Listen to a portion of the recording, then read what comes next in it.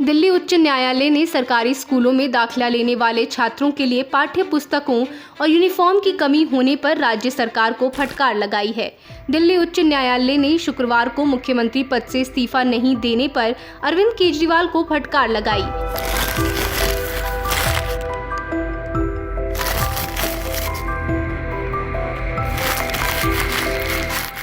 अदालत ने कहा कि अरविंद केजरीवाल ने गिरफ्तारी के बाद मुख्यमंत्री पद से इस्तीफा नहीं देकर राष्ट्रहित के ऊपर निजी हित का इस्तेमाल किया।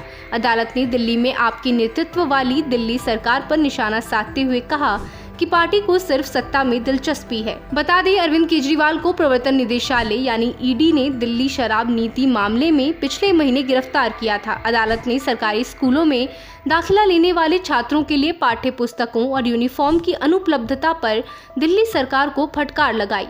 अदालत ने कहा कि दिल्ली सरकार को छात्रों के पास किताबें नहीं होने से कोई फर्क नहीं पड़ता। उन्होंने कहा, आपके मुवक्किल की सिर्फ सत्ता में दिलचस्पी है, मुझे नहीं पता कि आपको कितनी शक्ति चाहिए। पिछली बार उच्च न्यायालय ने कहा था कि यदि किसी कारण से स्थायी समिति उपलब्ध नहीं है तो वित्तीय शक्तियां GNCTD राष्ट्रीय राजधानी क्षेत्र दिल्ली सरकार द्वारा तत्काल किसी उपयुक्त प्राधिकारी को देने की आवश्यकता है। यह तब हुआ जब दिल्ली नगर निगम आयुक्त ने कहा था कि नोटबुक, स्टेशनरी का सामान, वर्दी और स्कूल बैग का वितरण न होने का एक प्रमुख कारण स्थायी समितियों का गठन न होना है। उन्होंने आगे कहा था कि केवल स्थायी समिति के पास 5 करोड़ से अधिक के ठेके देने की शक्ति और अधिकार क्षेत्र है। दिल्ली सरकार के वकील ने शुक्रवार को अदालत को सूचित किया कि उन्हें आप मंत्री सौरभ भारद्वाज से निर्देश मिले हैं कि ऐसे प्रतिनिधि मंडल के लिए मुख्यमंत्री की सहमति की आवश्यकता होगी, जो फिलहाल हिरासत में है।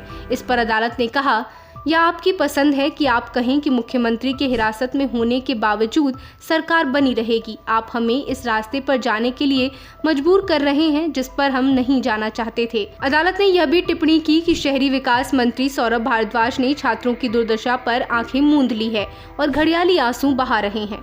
हालांकि दिल्ली सरकार के वकील ने दलील दी कि स्थायी समिति वहां नहीं है क्योंकि एल्डरमैन को उपराज्यपाल ने अवैध रूप से नियुक्त किया था और मामला उच्चतम न्यायालय में लंबित है।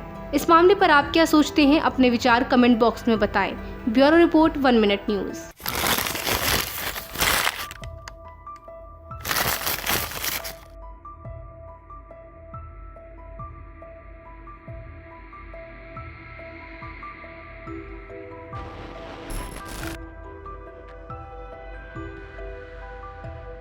अब घिसी पिटी खबरें नहीं, देखिए बेहतरीन presentation, high quality informative graphics, more knowledge, सरल और आसान भाषा में सिर्फ 1 मिनट में।